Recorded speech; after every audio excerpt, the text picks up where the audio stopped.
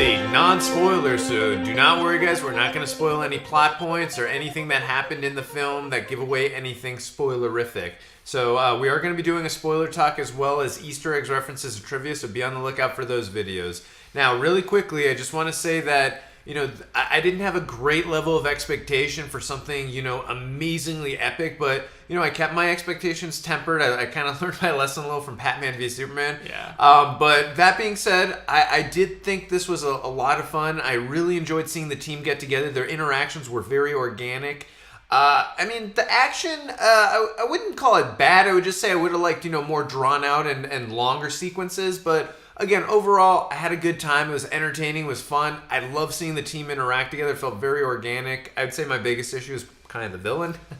But, I don't know. For me, I thought this was probably my favorite of the DC movies. Maybe not the best movie, but just I had a good time watching it. I thought the movie was really fun. All the characters were pretty good, and it's a lot of good humor, good organic humor. They weren't like forcing it.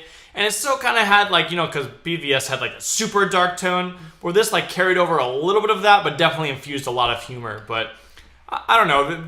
Like you said, the action wasn't amazing, but it was still pretty good. There were a few standout scenes, I thought, but overall the action, I'd say, was just, solid, not amazing. Yeah, but when we go into our spoiler talk, we're going to really go in depth about why we thought certain action sequences really worked, progressing throughout the plot of the film, and then why other sequences kind of felt a little bit rushed, if you will. But, again, we'll go in that in spoiler talk. But again, it was great to see the Justice League together and kicking butt. We're not gonna obviously go into spoilers because we'll save that for the spoiler talk. But there were some really cool fanboy moments, as well as just some really cool action sequences in general. But overall, I'd say my biggest issue was just kind of a little bit rushed. If anything, I wouldn't say the visuals or but some of the CGI actually kind of Steppenwolf. I wasn't crazy about his CGI. It was kind of like Ivan Ooze-esque without the purple. Yeah, as far as the rushedness of it, they definitely had to throw in a bunch of exposition to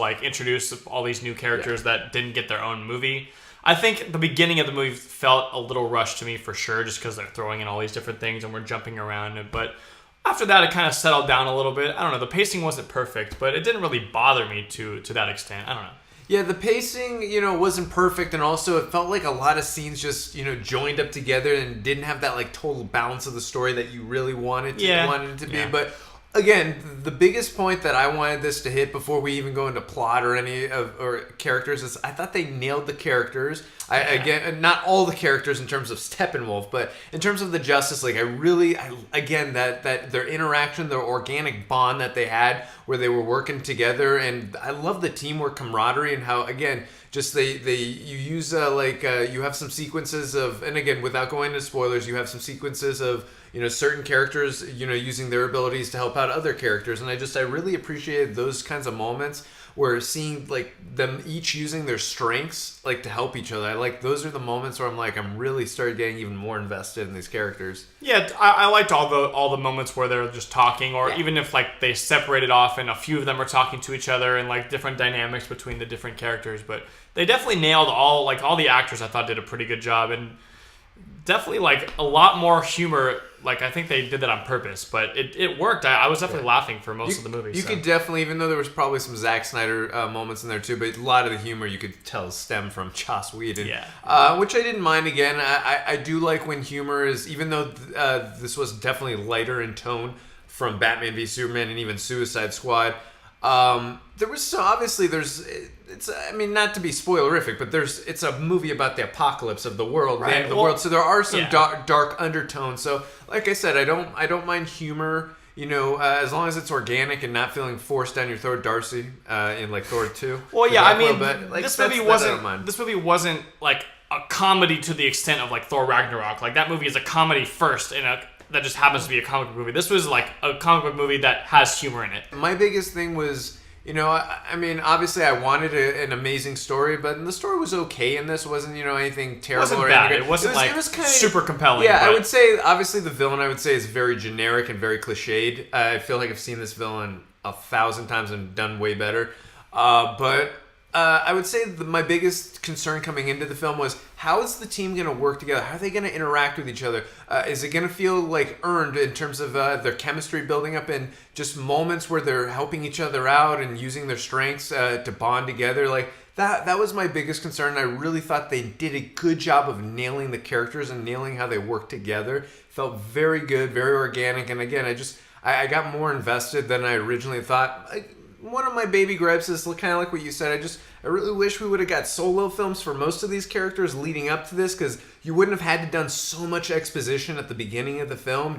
And I get why they had to do exposition. We just said they have to tell you about these characters. Have to tell you, so it's totally understandable from that perspective. And I get it; they don't want to feel like they're copying Marvel, so they're going in a different direction. That's very commendable, but even if they shouldn't have rushed it. Yeah. They try to compete with Marvel because they're so far ahead by throwing in the Justice League movie already, when these guys should have gotten, at least, if not their own movies, like at least a movie with a couple of them in it or something. I don't know. Yeah, and people always say, well, they'd be stealing and copying.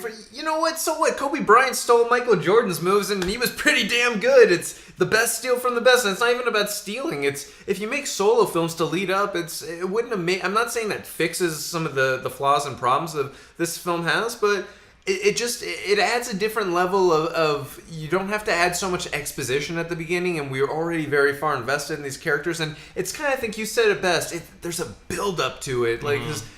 Obviously, everyone's super excited to see Justice League, and like I said, I had a great and fun time, but the build-up was just not the same as it would have felt. And again, from Wonder Woman perspective, that was built up very well from the solo film we had just gotten from her. Mm-hmm.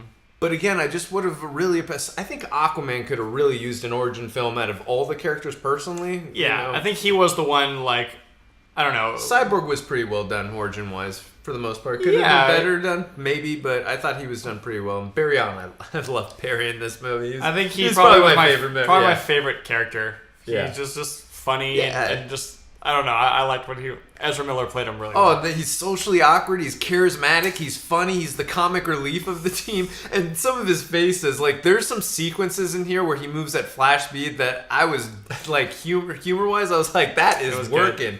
And I like the visual and CG effects that they had with some of them. I'm not talking about Flash. I just mean some of them in general in this film were not very great. Steppenwolf and some of the backgrounds. And I gotta say, I know this is kind of spoilerish a little bit, but Henry Cavill's mustache, at least for me in one scene, I really noticed it. His mustache from Mission Impossible 6. Just, again, it kind of took me out of the film. It doesn't ruin the film or ruin the scene or anything. It's just a little distracting for me personally, so I found that funny. Some of the CGI in this film was okay. It wasn't great. You'd think it would be better for a Justice League movie. Yeah, exactly. I wanted it to feel a little more grandiose and bigger, more epic in scale from a visual perspective. But there were some great visual effect shots, specifically about Flash. I love the way Wonder Woman moved as well. Cyborg had some really cool stuff to do, and the way Aquaman moves in and out of water. And anytime we get to see Batman, kicking ass, that always works. Not that that's CGI, but just the way he moves and that. I love that armored suit, and I love most of their costumes too. Yeah,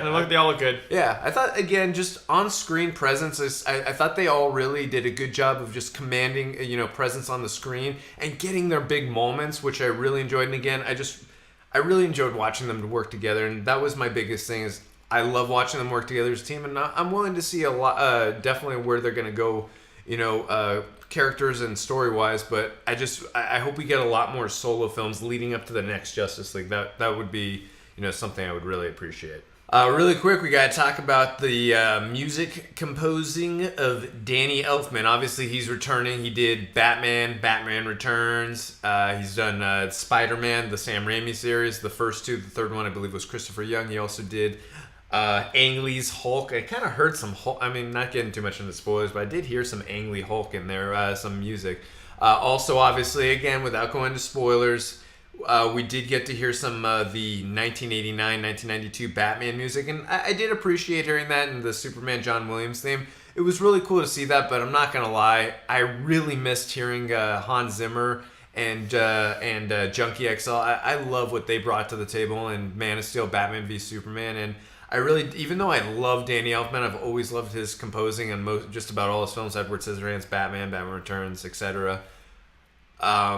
I really did miss Hans Zimmer and Junkie XL. That being said, I still thought we got a pretty good score in this. Not a great score. It didn't really stand out to me. I wasn't It's not something that I notice. Yeah. Like, at most points. Sometimes a little bit with the Batman theme, like, oh, that reminds me of the old Batman. Yeah, and again, this isn't a Marvel versus DC comparison, but like the composing we got from Thor Ragnarok. I'm not even talking about Led Zeppelin songs. I'm just talking about that synthetic themes that we got, those 80s synthetic themes. Like fit the vibe of the movie. Yeah, just like those were really standing out. I'm like, I still have that music stuck in my head.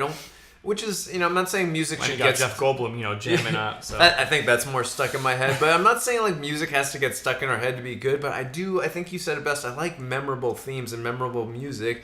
And all I can remember, really, is the Batman 89-92 theme and the Superman John Williams. And that's just because there are those other themes. Yeah, exactly. I wanted Danny Elfman to, really infuse some of his own themes and come up with some unique stuff like he's always done in his career past. So, all right. So, wrapping this up.